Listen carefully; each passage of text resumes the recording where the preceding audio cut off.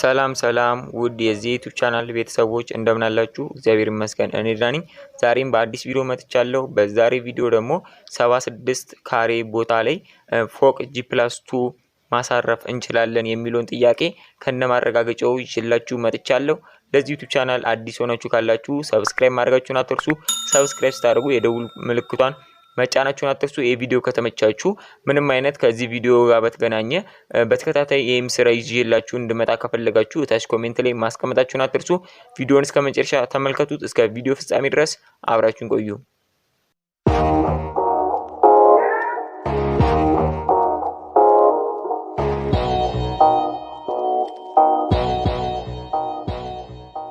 ለዛሬ ይዤላችሁ የመጣሁት መግቢያ ላይ እንደነገርኳችሁ 76 ካሬ ላይ ያረፈ G+2 ቤት ነው ይዤላችሁ የመጣሁት። እንግዲህ ይሄ 76ቱ ካሬ እንግዲህ ጠቅላላ ግቢውን ሳይሆን ቦታው ብቻ የህንጻው የሚያርፍበት ማለት ነው።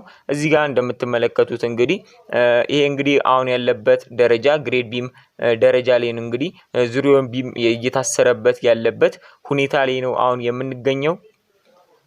እናም ይሄን ቪዲዮ እስከ መጨረሻ መመልከታችሁን አትርሱ።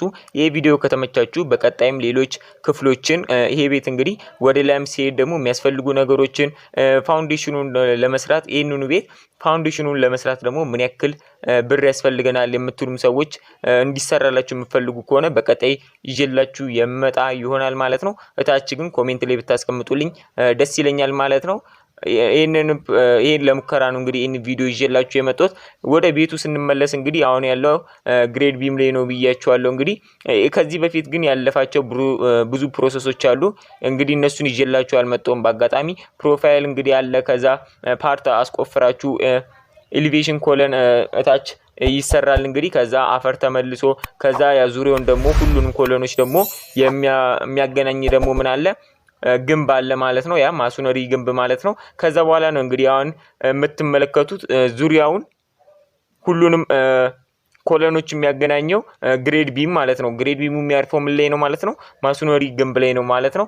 ይሄ ግሬድ ቢም ካለቀ በኋላ እዚህ ጋር የምትመለከቱት እንግዲህ ግሬድ ቢሙን ለማዞር ግሬድ ቢሙን እንግዲህ ለመሙላት እንግዲህ መጀመሪያ ብረቱ ስራ አልቆለታል። መሬቱ እንደምትመለከቱት እንግዲህ ሙሉ ለሙሉ ዙሪያውን እንግዲህ ግሬድ ቢሙ እየተሰራ ነው ማለት ነው። ያንን አርማታ ለመሙላት እየተዘጋጀ ይገኛል ማለት ነው።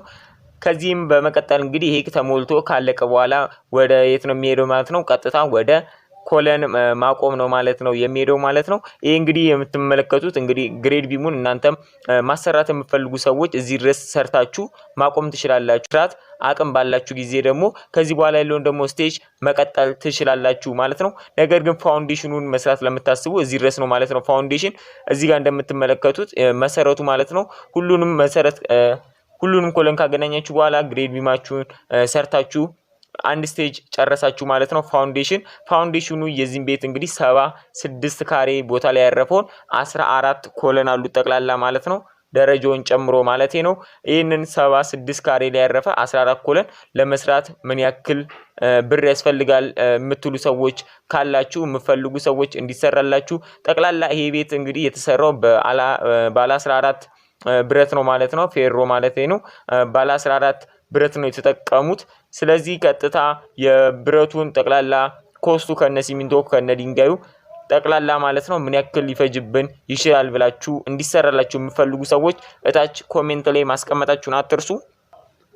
በቀጣይ ኮሜንት ላይ አስቀምጣችሁ ኮሜንት ላይ እንግዲህ ሐሳባችሁን አይቼ የምሰራላችሁ ይሆናል ማለት ነው። ነገር ግን በቀጣይ ይሄንን ስራ የማፈልጉት ከሆነ ምክንያቱም የዚህ ቻናል ቤተሰቦች የተለያዩ ኮንስትራክሽን ማቴሪያሎች ዋጋቸውን ይዤላችሁ የመጣሁት ነበር። ይሄ እንግዲህ አዲስ ስራ ነው። ከተመቻችሁ በቀጣይም ከነዚህ በኋላ ወደ ኮለን ወደ ስላቭ ምን አይነት ብረቶችን እንጠቀማለን የዚህኑ ቤት ይዤላችሁ የመጣ ይሆናል ማለት ነው። ለዚህ ዩቲዩብ ቻናል አዲስ ሆናችሁ ካላችሁ ሰብስክራይብ ማድረጋችሁን አትርሱ። ይሄ ቪዲዮ ከተመቻችሁ ላይክ ለሌሎች ያስተምራል። ይሄን መረጃ ደግሞ የሚፈልጉት ይሄን መረጃ ይጠቅማቸዋል ብላችሁ ላሰባችሁ ሰዎች ደግሞ ሼር ማድረጋችሁን አትርሱ። በቀጣይ እስከምንገናኝ ሁላችሁም በያላችሁበት ሰላም ፍቅር እንድትሆኑ እመኛለሁ። መልካም ጊዜ